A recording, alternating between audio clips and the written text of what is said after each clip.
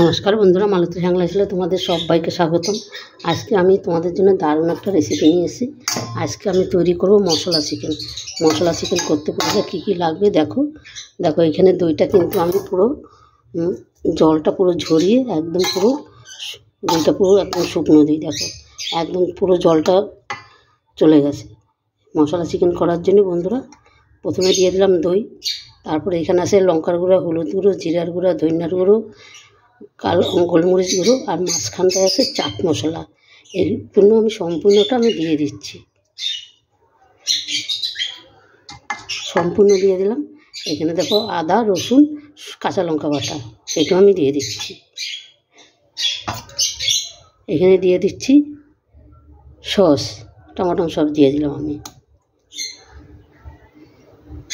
তারপর দিয়ে দিলাম সর্ষে তেল।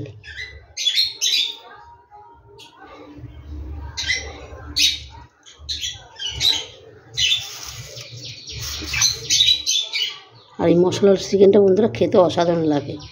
এখানে দিয়ে দিলাম আন্দাজ মতন লবণ। এইভাবে একবার করে খেয়ে দেখবে, দারুণ দারুণ লাগে। যারাও চিকেন পছন্দ না করে তারাও কিন্তু এটা খেয়ে নেবে ফুটে ফুটে, তখন বলবে আমাদের এই চিকেনটাই তৈরি করে দেওয়া মশলা চিকেন। এটাকে এবার ভালো করে আমি একটু এই চামচ দিয়ে মেখে নেব, নেড়ে নিচ্ছি, নেড়ে সম্পূর্ণ।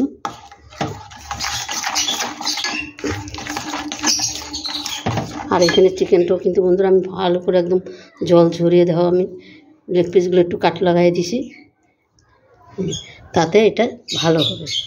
এবার আমি মাংসটা আমি দিয়ে দিচ্ছি এখানে।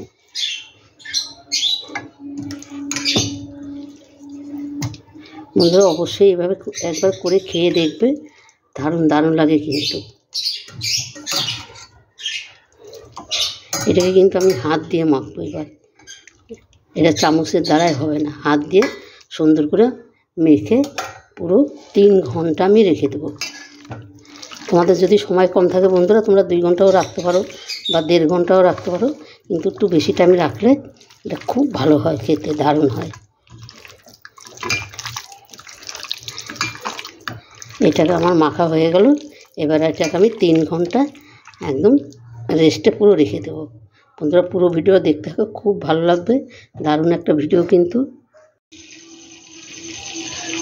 বন্ধুরা দেখো 3 ঘন্টা বাদে কিন্তু আমি ফিরে আসলাম, আর দেখো চিকেনটা কত সুন্দর লাগছে দেখতে। 3 ঘন্টা আমি পুরো ম্যারিনেট করে রেখে দিয়েছি। এখানে কিন্তু আমি একটা কড়াই বসিয়ে দিয়েছি, এইখানে আমি সরষের তেল আর একটু বাটার দিয়ে দিয়েছি। এবার এই চিকেনটাকে আমি রান্না করে নেব। তোমরা পুরো ভিডিওটা দেখো বন্ধুরা, দারুণ লাগবে একদম।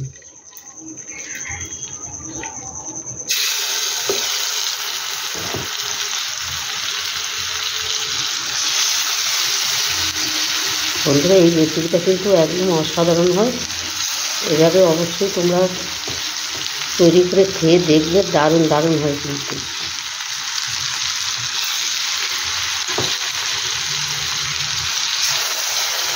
আর এটা করা কিন্তু একদমই ঝামেলা নাই, ঝামেলা ছাড়াই কিন্তু হয়ে যায়।